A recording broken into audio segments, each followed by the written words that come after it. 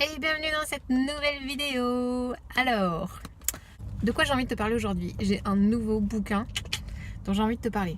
Ce bouquin, c'est Miracle Morning de Hal Herold. En fait, j'avais envie de te raconter l'aventure dans laquelle je me suis lancée avec ce livre. Ce que propose Hal Herold dans son bouquin du Miracle Morning, c'est de te lever plus tôt le matin que d'habitude pour prendre un moment pour toi. Et ces derniers temps, je commençais vraiment à être à sec. À sec en énergie, en ressources, en patience, en motivation pour mes projets. J'avais vraiment plus de jus. Et puis, j'ai plein de projets en tête, des choses que j'ai envie de faire dans ma vie. Et puis, plus le temps passe, plus rien ne se passe. Et je sais pas pourquoi je suis arrivée à cette stagnation, mais j'avais tellement plus de ressources à l'intérieur que malgré mes envies et puis un petit peu les rêves que j'avais, j'arrivais à rien mettre en place. Et puis ces rêves, ils commençaient petit à petit à s'étouffer et puis à disparaître.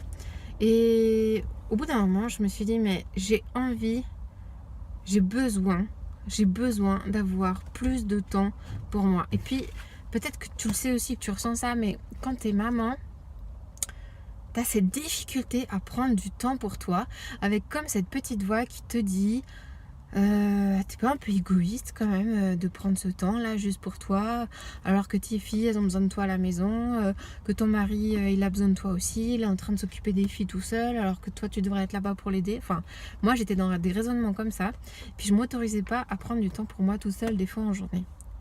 Et lorsque j'ai pris conscience de cette petite voix qui était dans ma tête, là je me suis dit, ma cocotte, il va falloir s'arrêter. Il va falloir prendre les choses en main, il va falloir prendre du temps pour toi. Et vu que prendre du temps pour toi, c'est compliqué dans le déroulement d'une journée, je vais le prendre en premier ce temps. Et je vais me lever plus tôt. Et c'est comme ça que j'ai commencé cette méthode. Tu as 6 points par lesquels tu passes. Le premier point, c'est un moment de méditation. La méditation, c'est juste prendre un moment dans le silence.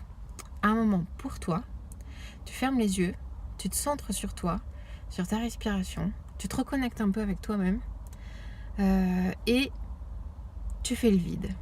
Et là, dans ces quelques minutes, je retrouve de la paix, je retrouve de la joie, même si j'ai mal dormi, même si je me réveille, je suis pas d'humeur. Le deuxième temps que tu peux prendre, c'est un temps d'affirmation.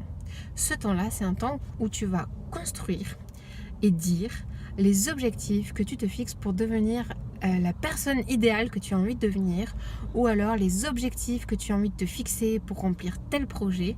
Tu vas les écrire sur papier en les détaillant de manière très précise, et puis tous les matins tu vas les répéter. Et au bout d'un moment, ton cerveau commence à imprimer que ton objectif, c'est vers ça que tu veux tendre, et que tout ce que tu vas faire dans ta journée, dans toute la manière dont tu vas planifier ton agenda, tout va tendre vers ton objectif. Le troisième point, c'est la visualisation. De t'imaginer toi, quand tu auras rempli ces objectifs, comment tu vas te sentir, qu'est-ce que tu vas vivre, qu'est-ce que tu vas découvrir, à quoi ça va t'amener, mais en fait, ça signifie rêver tout simplement. Le quatrième point, c'est un temps de lecture. Alors, la lecture, ça peut être très divers. Lui, ce qu'il propose, en tout cas, c'est de lire au minimum 10 pages ou 20 minutes de bouquins sur le développement personnel, sur quelque chose que tu as envie de développer chez toi, quelque chose que tu as envie de changer chez toi, quelque chose que tu as envie d'apprendre sur toi. Que si tu fais ça tous les jours, au bout d'un moment, le nombre de bouquins que tu auras lus et le nombre de choses que tu auras apprises va être importante, et tu vas pouvoir construire là-dessus tes objectifs. Le cinquième point, c'est l'écriture. Alors, l'écriture, c'est prendre un petit journal, un petit carnet, dans lequel tu vas te mettre à écrire pendant 10 minutes ce que tu as envie d'écrire. Particulièrement, ça peut être des sujets de reconnaissance et de gratitude pour la journée qui vient, pour la journée qui est passée, pour les choses que tu aimes. Et mettre sur le papier tout ce que tu as dans la tête, ça t'aide à prendre du recul. Ça t'aide à voir les choses sous un autre angle. Ça t'aide à te vider la tête aussi. Et le sixième point, c'est de l'exercice physique. L'exercice physique, c'est le fait de prendre un quart d'heure, 10 minutes, enfin le temps que tu as envie d'y mettre en fait, pour bouger. et simplement remettre ton corps en mouvement pour te réveiller le matin, pour retrouver de l'énergie, du tonus. Alors moi, vu que je suis enceinte de 5 mois, et bien mon activité physique, c'est des activités d'assouplissement, d'étirement, et qui en fait me font énormément de bien. Je me suis trouvé une petite vidéo là sur YouTube, un programme spécial femme enceinte, et ça me fait énormément de bien. Mais ça peut être simplement aller marcher 15 minutes. Ça peut être faire une petite séance intensive de sport chez toi. Ça peut être aller courir pendant 15 minutes. Ça peut être plein de formes. Alors quand même, l'auteur de ce livre, il te laisse pas dans la panade tout seul quand il faut que tu mettes ton réveil à 6h30 le matin. C'est bourré de petits conseils pour t'aider à te lever le matin. Parce que oui, il faut pas rêver. On peut pas se lever plus tôt si on n'a pas notre dose de sommeil. Donc ce qui t'encourage à faire, c'est à te coucher un peu plus tôt et il t'explique comment faire. Et pour le matin, il y a plein de petits rituels qui te proposent de faire pour quand tu te lèves, que tu n'aies à réfléchir absolument à rien, tellement ta tête peut être dans le brouillard. Donc moi concrètement, comment j'ai mis ça en place? Et bien ce que j'ai décidé de faire, c'est qu'il y a le premier matin, j'ai dit allez, je me lève 10 minutes en avance. Et puis dans ces 10 minutes, j'ai décidé de simplement prendre un temps de silence. Puis pendant plusieurs jours, j'ai fait ça. Et puis après, j'ai rajouté 10 minutes. Puis j'ai rajouté 10 minutes. Et j'ai rajouté petit à petit les différentes étapes qu'ils proposent. Et aujourd'hui, je suis arrivée au point où j'arrive à faire les 6 en 1 heure à peu près, que je compartimente comme ça en fonction du temps que j'ai envie d'y passer. Alors comment je me sens? Eh bien déjà, je me sens beaucoup plus détendue et sereine dans ma journée. Ce temps que je prends le matin, il a un véritable impact sur la manière dont va se dérouler ma journée, sur comment je vais vivre les choses, sur comment je vais vivre aussi les moments plus difficiles, les moments de tension, les moments de fatigue. Je vais être plus à l'écoute de moi-même, plus à l'écoute des autres. Le deuxième point, c'est que je vois plus loin que ma journée en fait.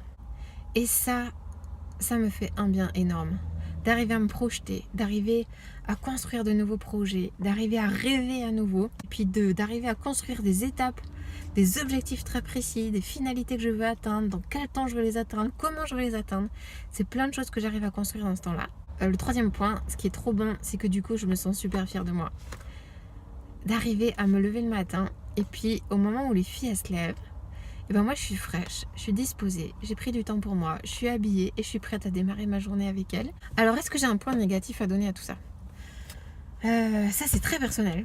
Mon point négatif à moi, c'est que par contre, depuis 2 semaines, je suis complètement crevée. Alors vous allez me dire, à quoi ça sert que tu fasses tout ça si c'est pour que tu sois complètement fatiguée? Et c'est là que le point dont je vous ai parlé tout à l'heure intervient, c'est que j'ai beaucoup de mal à me coucher plus tôt. Et donc du coup, je n'ai pas le nombre d'heures de sommeil dont j'aurais besoin. Donc ça, c'est une véritable décision de ma part et une discipline à m'imposer.